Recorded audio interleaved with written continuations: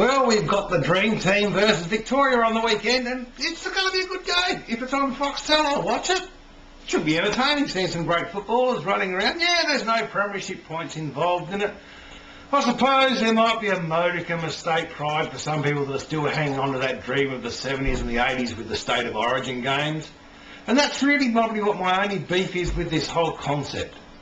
I wish the people that are living in the 70s and 80s and want to reignite the State of Origin games would just go away. It doesn't work. Nobody's interested in it. And we don't want to hear all this ranting and raving about back in the 60s and the 70s and 80s, the games against the Big V were so important because they showed how good our club was and all about state pride and getting out there and doing it. Big whoop. It doesn't work. It's as simple as that. If you want to have State of Origin games, all you people that are pushing for it, how about you put the money up for the game? You go to the AFL and ask them to put a weekend aside for you. You can do all of the television promotional, sell the tickets, make all the money that's going to come out of it and reap the benefits of the interest in interstate football by fans. Not. No one wants to see it.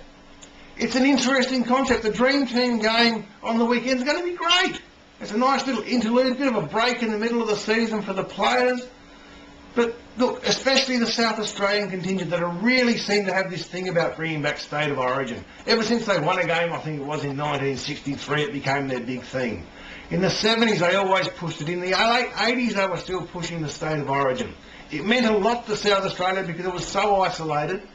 But now they're in the AFL. They've got two teams from that state in the AFL. They're playing interstate football. And when you look at fans' comments on the internet and on the radio, you hear them speak. The internet's better because they write it. Yeah, there's a bit of state banter, but mostly it's team banter. Club versus club, not state versus state. And we all know how successful state versus state is as a concept in Australia. Just look at the Sheffield Shield cricket. Or is it the Pura Cup cricket?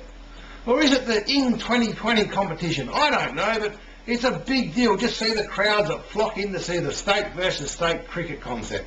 It doesn't work in Australia. People aren't interested. So let's just let it be dead and buried. Have our nice little exhibition games like we have this weekend to celebrate 150 years of AFL, VFL, football, Australian rules football, whatever it is. It's a good game of footy. It's going to be light-hearted. The rest of the players will get a break. And so what if it's not a state versus state thing? Get over it. Just enjoy the footy season and stop this silly, childish behaviour. It's bloody ridiculous.